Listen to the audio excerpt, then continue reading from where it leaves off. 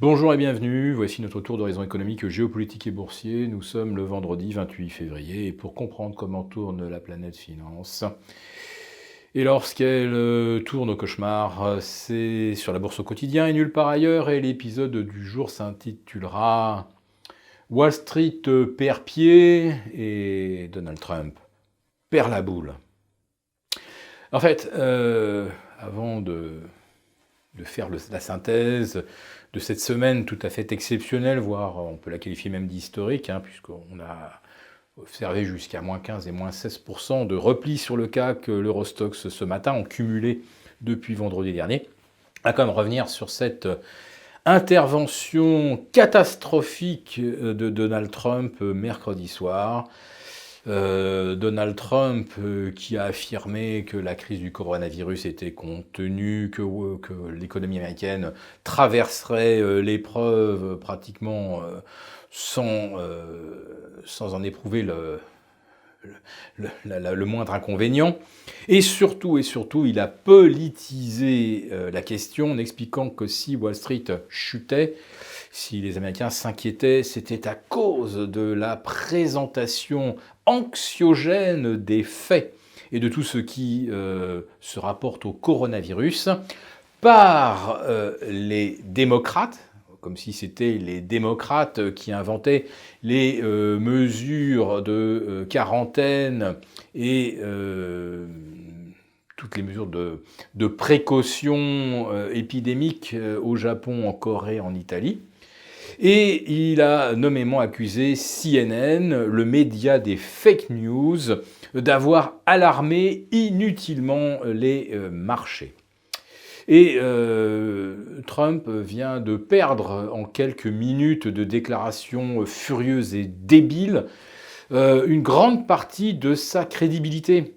Il y a à peine 15 jours, alors que Wall Street testait son objectif des 30 000, on était à 29 800, donc on était vraiment tout près d'atteindre les 30 000, la cote de popularité de Donald Trump était de 49%. Allez, il n'y avait plus qu'à faire basculer 2 petits pourcents pour lui assurer une réélection dans un fauteuil. Alors qu'aujourd'hui, après avoir menti devant non seulement sa nation, ses propres citoyens, sur le danger réel de l'épidémie, après avoir accusé ses adversaires d'être à l'origine de la baisse de Wall Street, d'un seul coup, on se rend compte que Donald Trump, effectivement, a perdu la boule.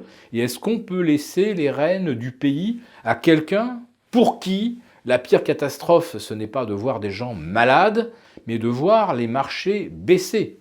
Parce que c'est bien ça le débat. Ce qui rend fou Donald Trump, c'est de voir le Dow Jones passer de 30 000 à 25 000 en même pas une semaine. Alors que, justement, ce score des 30 000, c'était le synonyme de sa réélection.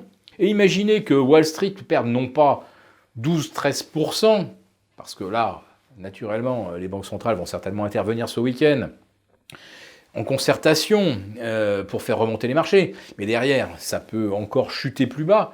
Si jamais Wall Street perd 25-30%, alors l'argument selon lequel élire Bernie Sanders, une Elizabeth Warren ou même un Joe Biden fera s'effondrer Wall Street, si Wall Street est déjà effondrée, et par la faute de Donald Trump, alors qu'est-ce qu'il pourra dégainer comme argument pour diaboliser ses adversaires démocrates? Parce que là, ça peut revenir, comme on dit, doublement dans la face de Donald Trump. D'abord parce qu'il a perdu toute crédibilité auprès des autorités médicales de son pays, mais il pourrait également perdre toute crédibilité aux yeux de ses supporters les plus riches, pour qui Trump rimait avec record boursier, mais à quel prix et dans quelles conditions? Alors, après 16% perdus sur le CAC 40, on atteint là les niveaux de baisse de février 2018 par rapport au zénith du mois de janvier. Alors évidemment, ça n'avait pas pris une semaine pour perdre 16%, ça avait pris 3 semaines. Mais enfin, grosso modo, on va dire qu'en termes de survente, on atteint quand même aujourd'hui des niveaux extrêmes. Le VIX, le baromètre de la peur, hier soir a atteint, je crois, 45 sur le CBOE, c'est-à-dire en fait le marché des dérivés de volatilité sur le S&P 500. Et dans ces conditions, on devrait atteindre aujourd'hui les 50. Et là, naturellement, les banques centrales vont devoir agir. Et quand on regarde les marchés obligataires, les opérateurs, les spécialistes price déjà 3 baisses supplémentaires de taux. Autrement dit, il ne reste plus aujourd'hui à la Fed que 3 possibilités de baisse de taux supplémentaires si jamais les 3 baisses de taux qui sont déjà pricées ne fonctionnaient pas. Voilà, donc nous préparons un rebond des indices, mais nous l'avons déjà dit, ce sera probablement un rebond de chat mort, et il est possible que Trump, politiquement, soit lui aussi déjà mort.